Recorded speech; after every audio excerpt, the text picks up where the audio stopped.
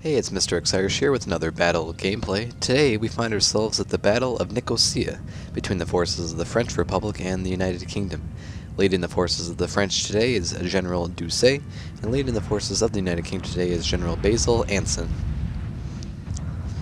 Nicosia is the capital of Cyprus, and I was just invaded Cyprus. My army under General Doucet invaded Cyprus a turn ago, and we took one turn to go inland just south of Nicosia, and we were attacked by the British army led by General Anson. So that's where we find ourselves today. If you remember the last battle, I drove the United Kingdom out of, or the British sphere of influence out of northern Egypt in Alexandria, and now the only territory left in the Far East by the United Kingdom is Cyprus, so that's where I'm trying to drive the British forces away from here so I can capture Nicosia and capture Cyprus. My army today, I have 3 units of artillery, 3 units of chasseurs on foot, 2 corps of 4 battalions of line infantry, and 3 units of cavalry, 1 dragoons, and the other 2 are chasseurs on horseback. I also have 2 units of militia. As you can see, I kind of have the advantage here today because I really have the height to my advantage. I can place my artillery in really good spots. You can see my far right artillery, the 8-pounders, 12-pounders I believe, have the highest hill, along with both the other 2 units of artillery, 8-pounders, and the other 8-pounders have really good positions raying shelling on approaching British forces. My 8-pounders here are really kind of taking a beating. They've already lost 10 men.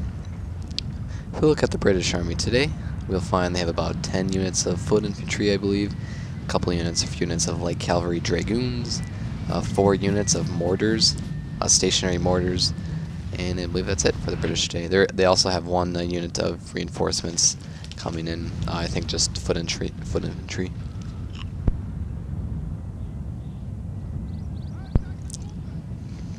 So my plan today is, since I have the really good positioning to start off with, I'm going to let the British come to me, because I'll be able to just constantly shell them as they approach, and they'll have a weakened army before we even fight. And if they do continue to approach like this, I brought my dragoons down all the way behind them. I'm hopefully going to attack them in their rear to get rid of the mortars, because that's the only thing they really have going for them, is they have those 4 units of stationary mortars, which really can be a hassle when they're just shelling your units.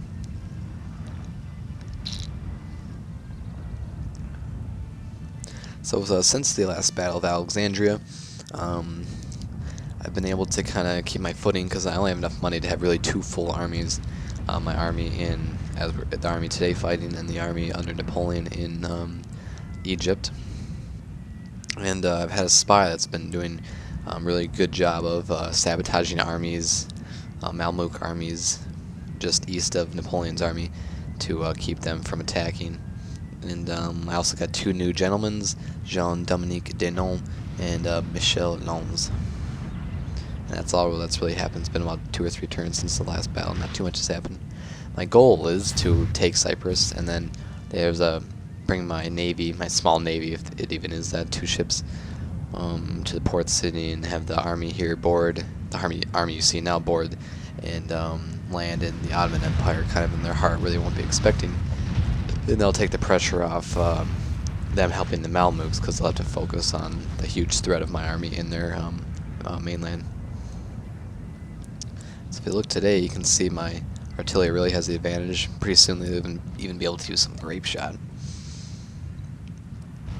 These approaching dragoons. The British advanced for a little bit, but now they've kind of stopped.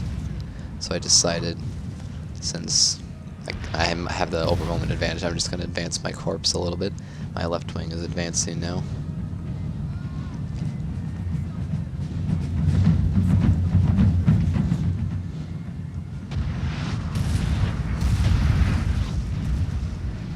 General Doucet is looking fine with 36 men still alive, and the general staff. You can see that grape shot working now.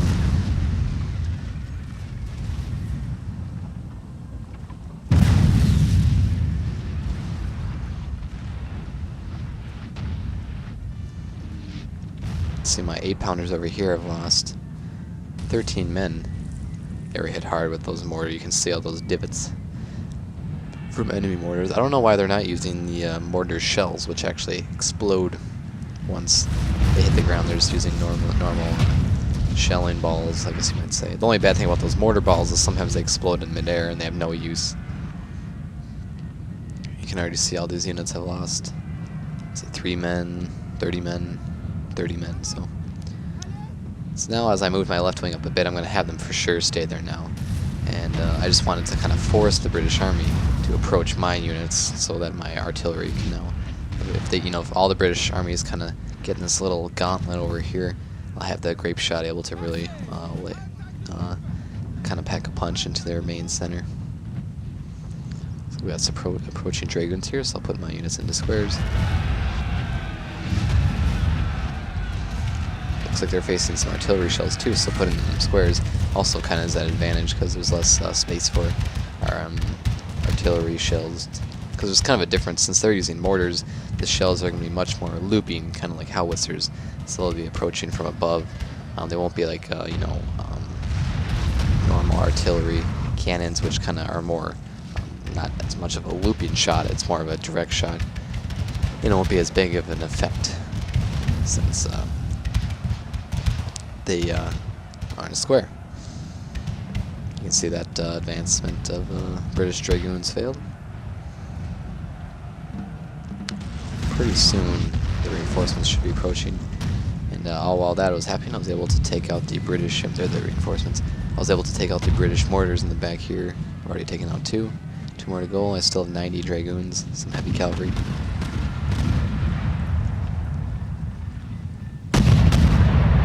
Luckily they're only light mortars.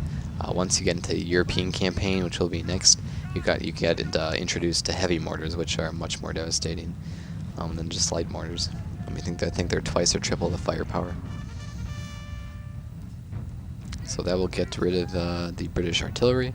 So all they have now is their foot soldiers, and I still have my 3 units of artillery in very good positioning. And my chasseurs on foot are kind of going to act as my reserves today. See the approaching British foot battalion. I'll attack them with my chasseurs in a bit.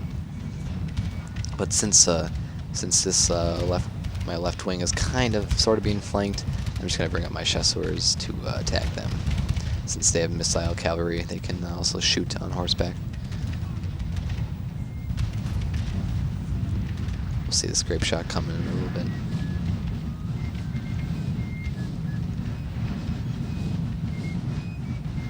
Only 2 cannons survived. That's not good.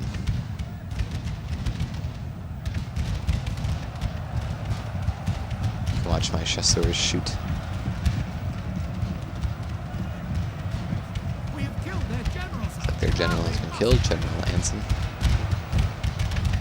So that'll weaken their morale a little bit. Looks like their main offensive is relatively ineffective. My right side's still strong as can be, besides for those units of artillery. Only 2 cannons are currently operating.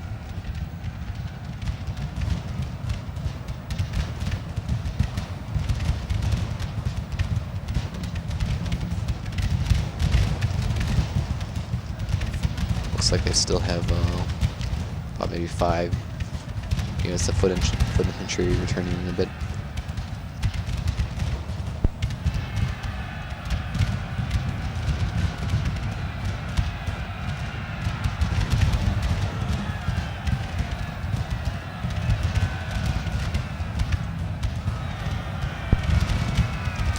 They will probably gain their morale back in a little bit, especially with 138 men, 130. They'll most likely gain their morale back. Looks like I've got some British cavalry here as well.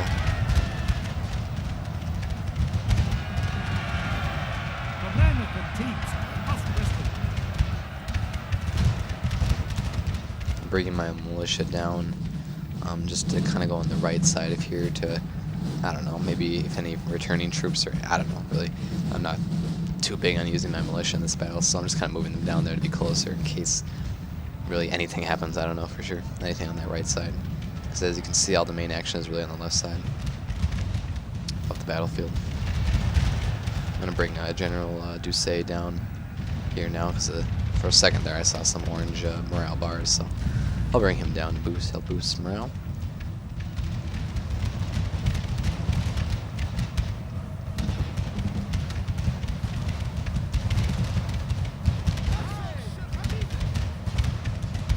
Now I'll attack their British foot infantry with my 2 units of chasseurs.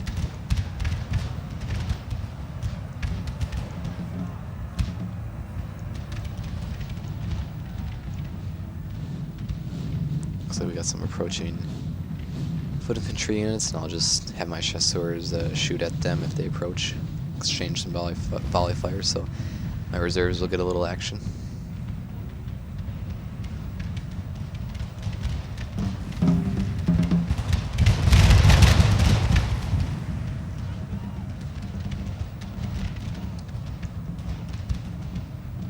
My dragoons still way back in their rear to attack any soldiers that gain the morale back.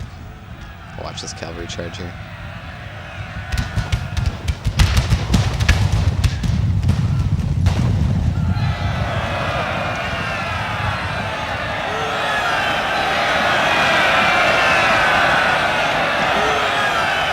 They're already retreating.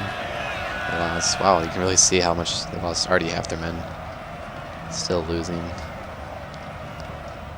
That was a really bad, decisive blow by my cavalry. Looks like the left side, or their right side, I should say, kind of, a few units have gained their morale back, about 4 units of British foot, and also some units in their center, but my artillery will just focus on them and hopefully wipe them out.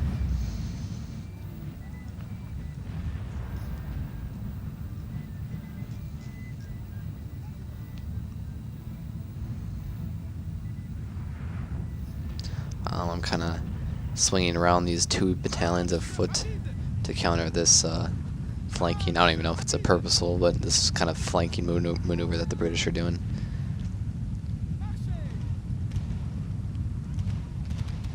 I can also attack them and flank them with my chasseurs on horseback. So as you can see, I kind of have a very powerful dual-sided, not triangle because it's not completed, but dual-sided center here with 4 units of light infantry facing either way.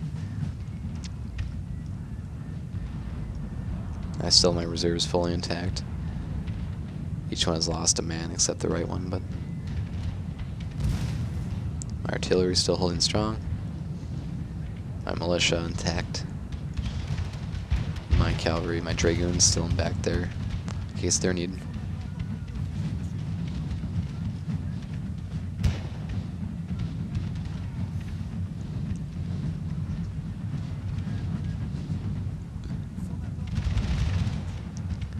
Now I'm advancing my left wing to hopefully bring an end to this battle. You can really see a lot of, about maybe 7 or 8 of their units have gained their morale back.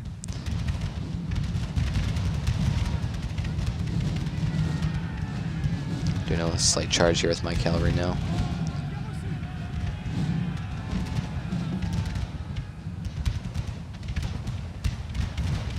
Bringing General Doucet up a little bit to help with morale. You can see some of their units are already retreating just at the site, or I shouldn't say just the site, but the our force is approaching.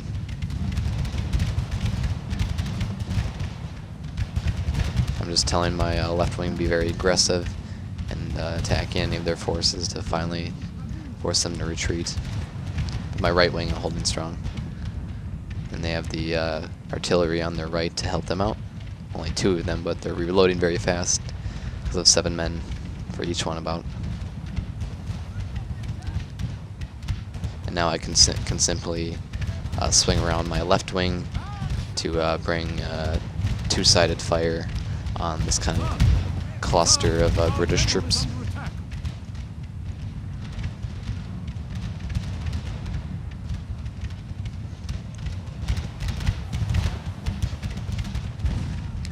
My chasseurs, or my militia I should say, getting some experience. Hopefully they can defeat that volley fire with those that unit of British foot. You can see their entire center now has collapsed, and And that really is a final blow in the battle against the British, fortunately. See some grape shot there, forcing them to retreat. Only one unit left for the British. Now I'm advancing my reserves in case they're needed. We'll see if that unit of British foot fights on or if they retreat.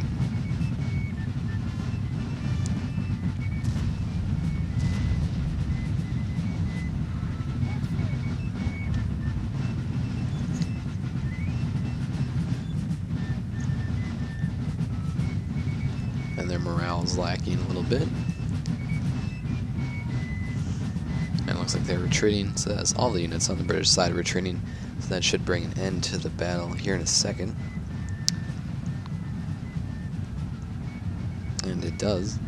So that is a victory for the French and General Doucet at the Battle of Nicosia. I had about 300 more men than them, but I only lost 500 men and they lost well over 3/4 their army.